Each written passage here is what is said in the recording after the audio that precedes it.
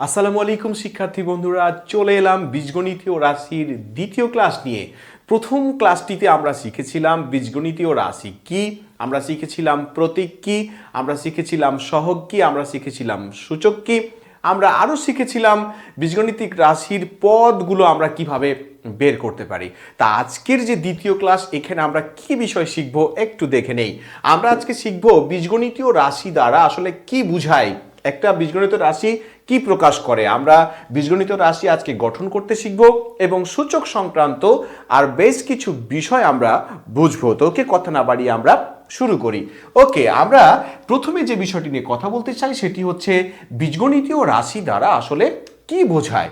ওকে, আমি এখানে একটি বীজগণিতীয় রাশি লিখলাম 5x প্লাস 3y। ওকে, এখন এই বীজগণিতীয় রাশিটি দ্বারা আসলে কি বোঝায়। এখন আমি যদি বলি x এখানে একটি চলক এবং y একটি চলক, দুটো চলক এখানে রয়েছে। এখন x এর সহগ হচ্ছে এখানে 5 এবং y এর সহগ হচ্ছে 3। রাশিটিকে আমরা পড়ি কিভাবে, 5x প্লাস 3y। তাহলে আমরা এটাকে এভাবে বলতে পারি না, x এর 5 গুণ, x এর 5 গুণ, এই যে x এর সাথে কত গুণ আছে এখানে 5।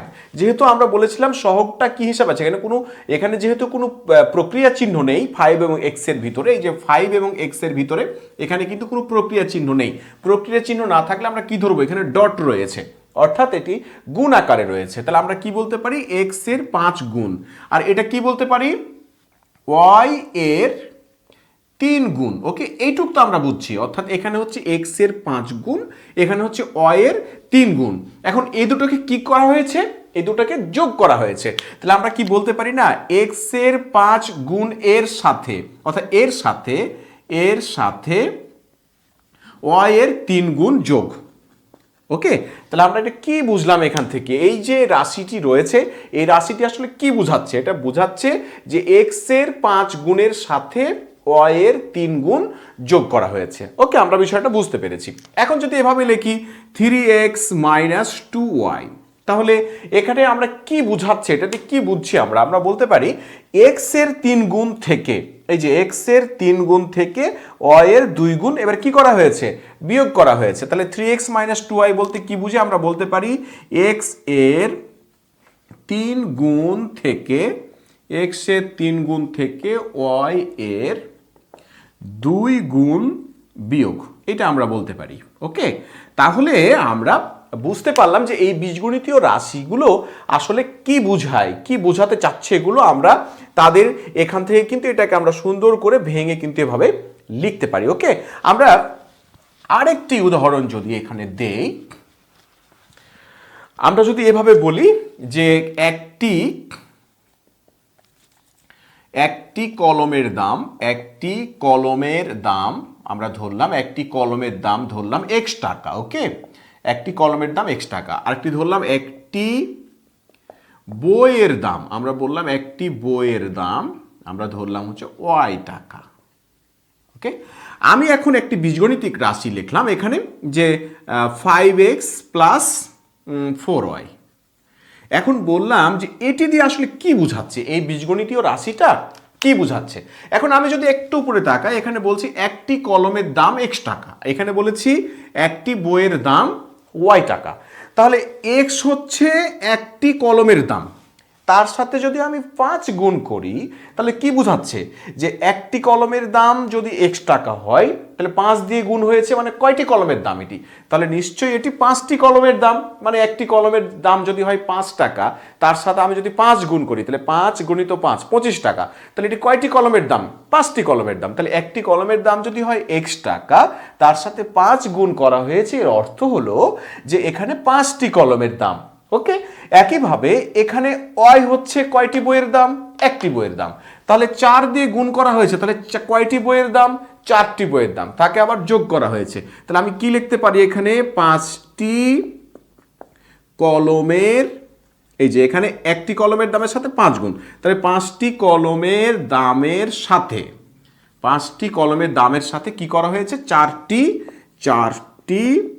বইয়ের দামের কি করা হয়েছে, যোগফল করা হয়েছে। অর্থাৎ 5টি কলমের দামের সাথে 4টি বইয়ের দামের যোগফল। ওকে, যোগফল। ওকে, আমরা তাহলে বিষয়টা বুঝতে পারছি। তাহলে বীজগণিতীয় রাশি আসলে কি বোঝাচ্ছে আমরা বিষয়টা ক্লিয়ার। তাহলে যে কোনো জায়গায় আমাদের যদি এরকম একটা রাশি লেখা থাকে এটাতে কি বোঝায় আশা করি আমরা বুঝতে পারবো। ওকে, তাহলে আমরা আর যদি আরেকটি রাশি লিখি, আমি বললাম 5x plus 3y plus 5z। ওকে, এখন যদি আমি বলি এখানে আমরা বইয়ের দাম বা এগুলো আমরা মুছে দিলাম। ওকে, তাহলে এখন যদি বলি যে 5x plus 3y plus 5z, আমরা আরেকটি রাশি এখানে লিখেছি, এই রাশিটি দ্বারা কি বোঝায় আমরা যদি দেখতে চাই তাহলে 5x মানে কি x এর 5 গুণ, এখানে তো বইয়ের দাম কলমের দাম নেই, সুতরাং আমরা বলতে পারি x এর 5 গুণ। 3y দ্বারা কি বুঝায়, তাহলে আমরা বলতে পারি y এর 3 গুণ। আবার 5z দ্বারা কি বুঝায়, z এর 5 গুণ। তাহলে আমরা এটাকে কিভাবে বলতে পারি, x এর 5 গুণের সাথে y এর 3 গুণ এবং z এর 5 গুণের যোগফল লিখতে পারি আমরা। ওকে, তাহলে আমরা বীজগণিতীয় রাশি দ্বারা কি বুঝায় আমরা বিষয়টা বুঝতে পেরেছি। ওকে, এরপরে আমরা চলে যাব হচ্ছে রাশি গঠন করব কিভাবে। এই যে আমরা বীজগণিতীয় রাশি গঠন করব কিভাবে, এখন বীজগণিতীয় রাশি কিভাবে গঠন করব আমরা সেই বিষয়টা দেখব। ওকে, এখন আমাকে এরকম বলা হলো যে একটু আগে যেটা বলেছিলাম, একটি কলমের দাম আমরা আবার একটু লিখলাম সমান x টাকা। ওকে, এটা দেওয়া আছে। আবার বলছে যে একটি বইয়ের দাম, এভাবে বললো, একটি বইয়ের দাম সমান y টাকা। ওকে, তাহলে আমাকে বলে দিল যে একটি কলমের দাম x টাকা এবং একটি বইয়ের দাম y টাকা। এখন বলল যে 10টি কলম এবং 5টি বইয়ের দামের যোগফল কত। ওকে, এখন এই যে এই কথাটা বললো, এই কথাটাকে আমরা বীজগণিতীয় রাশি গঠন করে আমরা দেখাবো। তাহলে এখানে কি বলেছে, 10টি কলম, কয়টি কলম বলেছে, 10টি কলম আর 5টি বই, এই যে 5টি বই। তাহলে 10টি কলম এবং 5টি বইয়ের দাম আমরা কেমন করে বের করে দেখাবো, কেমন করে রাশি গঠন করব, এটাই হচ্ছে এবার বিবেচ্য বিষয়। তাহলে একটি কলমের দাম কয় টাকা, x টাকা। তাহলে 10টি কলমের দাম কয় টাকা, আমি যদি এখন বলি একটি কলমের দাম সমান x টাকা। ওকে, লিখতে পারি। তাহলে অতএব 10টি কলমের দাম সমান 10x টাকা। ওকে, 10 দিয়ে গুণ হয়ে গেল। আবার আমি যদি বইয়েরটা নিয়ে আসি এখানে, আবার একটি বইয়ের দাম, এই যে একটি বইয়ের দাম সমান y টাকা। ওকে, এখন বলছে কি, এখন বলছে এখানে কয়টি বই, এখন বলছে 5টি, তাহলে 5টি বইয়ের দাম ইকুয়াল টু 5y টাকা। এখন বলেছে 10টি কলম এবং 5টি বইয়ের যোগফল। তাহলে এখন আমরা রাশিটিকে যদি গঠন করতে চাই যে 10টি কলম এবং 5টি বইয়ের রাশিটি গঠন করবো কিভাবে, তাহলে অতএব 10টি কলম আমরা লিখছি, 10টি কলম এবং 5টি বইয়ের দামের যোগফল, কথাটা লিখলাম না এখানে, 10টি কলম এবং 5টি বইয়ের যোগফল। তাহলে 10টি কলম কত, 10x প্লাস 5টি বই হচ্ছে 5y।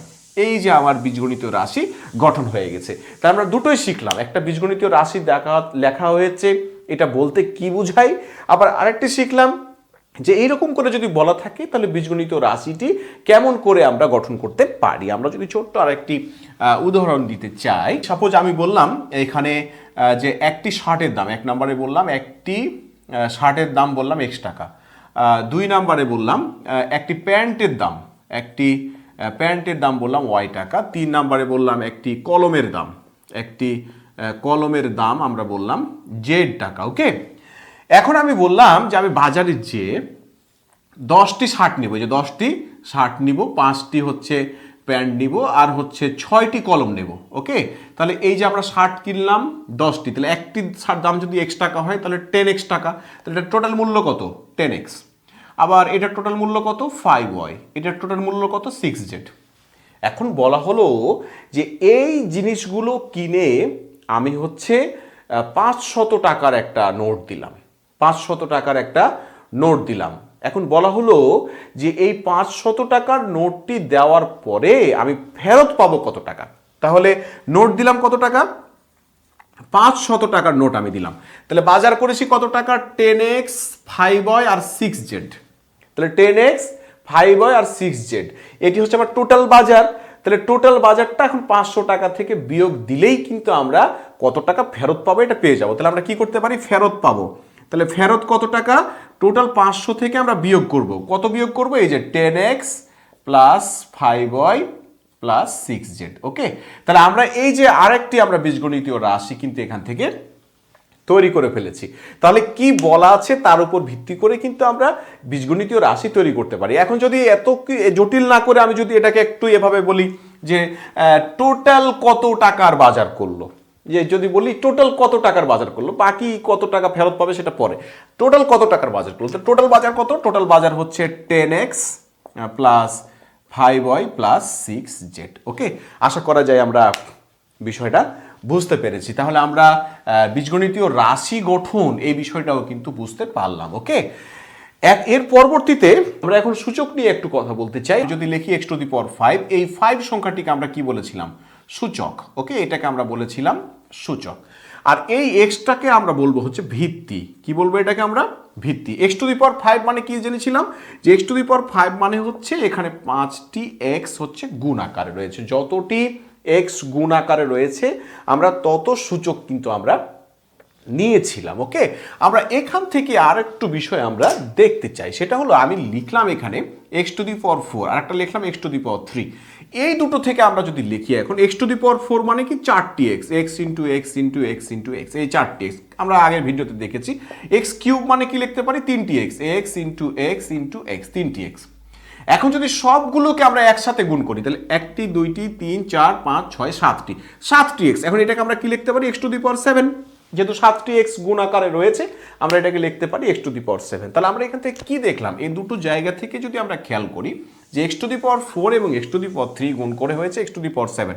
আমি যদি এখান থেকে লিখি, এই যে খেয়াল করি, যদি দুটো যে পদ রয়েছে, এটি একটি পদ এটি একটি পদ, আমরা যদি বলি আলাদা আলাদা করে ধরি, তাহলে এই দুটো পদের আমাদের ভিত্তিটা একই, যে এটাও x এটাও x, ভিত্তি যদি একই হয় এবং তাদের যদি আমরা গুণফল বের করি, ও দুটো পদের যদি আমরা গুণফল বের করি এবং ভিত্তি যদি একই হয়ে থাকে, তাহলে তাদের সূচক দুটো যদি আমরা যোগ করি তাহলে কিন্তু গুণফল বের হয়ে যাবে। এই যে x x, আমরা এখানে xটা নিলাম, তার উপরে যে সূচকটা রয়েছে 4 যোগ 3 সমান x টু দি পাওয়ার 7। এই যে আমরা এখানে কিন্তু সেম রেজাল্টই কিন্তু পেয়েছিলাম। কেন এটা হয়েছে, এখানে 4টি আর এখানে 3টি x গুণ করে কত হয়েছে, x টু দি পাওয়ার 7। ওকে, তার অর্থ হলো এখানে যদি আমরা এরকম করি a to the power 5 into a to the power 2, তাহলে এটা ইকুয়াল টু কি লিখতে পারি, এই যে ভিত্তি এখানে একই, তাহলে a হয়ে গেল, আর 5 আর 2 আমরা কি করব, 5 প্লাস 2, তাহলে কত হলো a টু দি পাওয়ার 7।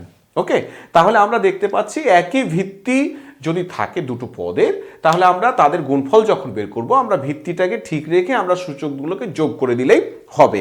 অর্থাৎ আমি যদি এখন এভাবে লিখি যে a to the power m, a to the power m into a to the power n, তাহলে এটা ঠিক রেখে আমরা এই m আর n কে কি করব, m প্লাস n, এটাকে আমরা যোগ করে দেব।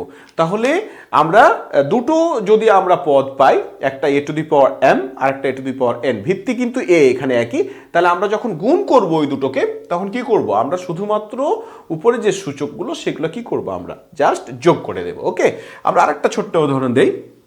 আমি যদি লিখি a to the power 5 into a to the power 6, তাহলে কি হবে, ইকুয়াল টু এখানে a থাকলো ভিত্তি আমাদের, আর উপরে 5 এবং 6 যোগ করবো, তাই কত হলো a টু দি পাওয়ার 11। ওকে, তো আজকে আমরা আর ক্লাস বাড়াবো না, আমরা ধীরে ধীরে এই অধ্যায়টাকে শেষ করব। বীজগণিত যদি আমরা ভালো করে শিখতে পারি, পরবর্তী ক্লাসে কিন্তু আমাদের বিভিন্ন ম্যাথমেটিক্স আমাদের সমাধান করতে নিশ্চয়ই কোনো সমস্যা হবে না, এবং যে ধরনের সমস্যা আসুক না কেন আমরা যদি ম্যাথমেটিক্সটাকে শুরু থেকেই ভালো করে বুঝতে পারি, আমরা পরবর্তীতে নিশ্চয়ই ভালো করব, ম্যাথ নিয়ে আমরা খেলতে পারবো, ম্যাথকে আমরা কোনোভাবেই তাহলে ভয় পাবো না। তো ভালো থাকবে সবাই, আজকে পর্যন্তই, খোদা হাফেজ।